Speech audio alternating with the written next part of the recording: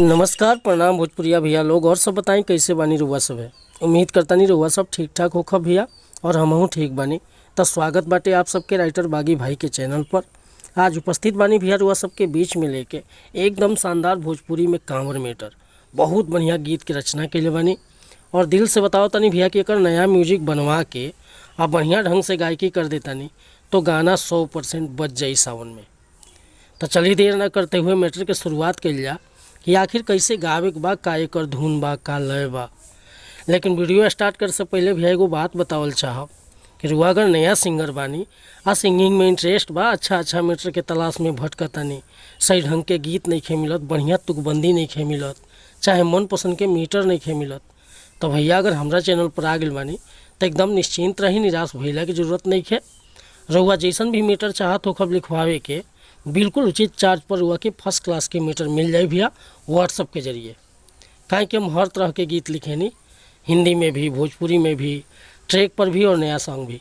तो कोनो प्रकार के गीत रुआ लिखवाओ बा, जैसे कि sad song, love song, romantic song, orchestra song, चाहे भक्ति भजन, कोनो प्रकार के गाना खतरा बेहिचक रुआ कॉल या व्हाट्सअप कर सकेले भैया।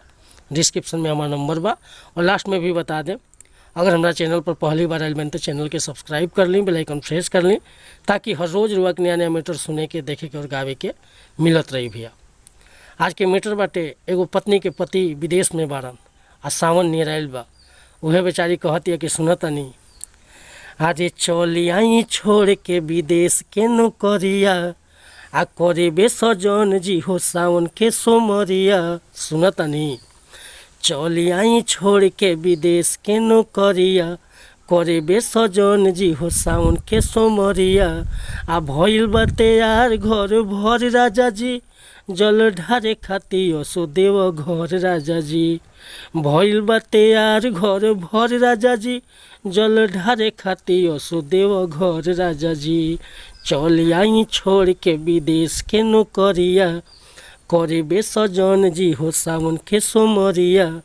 अरे भइल बाटे यार घर भर राजा जी, आ जल ढारे खातिर असो देव घर राजा जी।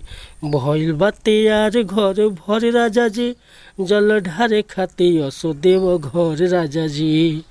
तो भैया ये मुखड़ा लेकर हुआ सबके बीच में उपस्थित रहनी है। अगर ये मुखड़ा पसंद बा, फुल गीत लिखवावे के चाहता नहीं तो बेहिचक हमरा व्हाट्सअप नंबर पर संपर्क कर सकीले। व्हाट्सअप के नंबर बा 8874473128। कोनो प्रकार के गाना लिखवावे के होखे, चाहे नया म्यूजिक बनवावे के होखे, बेहिचक कॉल या व्हाट्सअप कर सकता नहीं भैया।